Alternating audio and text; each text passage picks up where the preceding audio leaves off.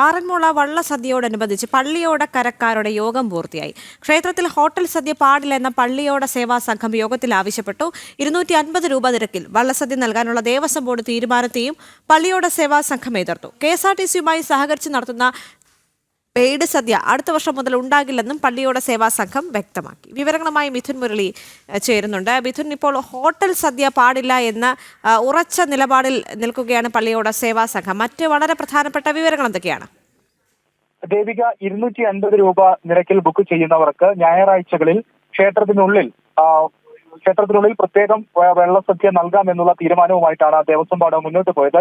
ഇതിനെതിരെയാണ് പള്ളിയോട സംഘം പ്രതിഷേധവുമായി രംഗത്തെത്തുകയും കത്ത് നൽകുകയും ഒക്കെ ചെയ്തത്. പള്ളിയോടക്കരക്കാരുടെ യോഗം ഇന്ന് ചേർന്നിരുന്നു. ഈ യോഗത്തിലും അവരെടുത്തിരിക്കുന്ന പ്രധാനപ്പെട്ട തീരുമാനം ക്ഷേത്ര മതിൽക്കെട്ടിനുള്ളിൽ ഇത്തരത്തിൽ ആചാരപരമായി അല്ലാതെ വള്ളസദ്യ നൽകാൻ അനുവദിക്കുകയില്ല. ദേവസ്വം ബോർഡ് ഈ തീരുമാനത്തിൽ നിന്നും പിന്മാറണം എന്നുള്ള കാര്യം തന്നെയാണ് പള്ളിയോടക്കരക്കാരുടെ ഇന്ന് ചേർന്നിരിക്കുന്ന യോഗത്തിൽ തീരുമാനമായിരിക്കുന്നത്. വള്ളസദ്യ ക്ഷേത്ര മതിൽക്കകത്ത് നടക്കുന്നത് അത് ആചാരത്തിന്റെ ഭാഗമാണ്.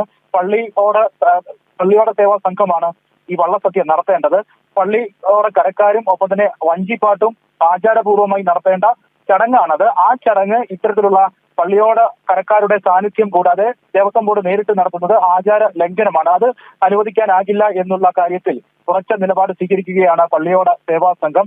250 രൂപ നിരക്കിൽ വരുന്ന ഞായറാഴ്ച മുതൽ 27-ാം തീയതി മുതൽ ഈ പെയ്ഡ് സദ്യ നൽകാനാണ്, ക്ഷേത്ര മതിൽക്കെട്ടിനുള്ളിൽ സദ്യ നൽകാനാണ് ദേവസ്വം ബോർഡ് തീരുമാനിച്ചിരുന്നത്. അതിൽ നിന്ന് ദേവസ്വം ബോർഡ് പിന്മാറണം എന്നുള്ള കാര്യം തന്നെയാണ് പള്ളിയോട സേവാ സംഘം ഇന്ന് നിലപാട് സ്വീകരിച്ചിരിക്കുന്നത്.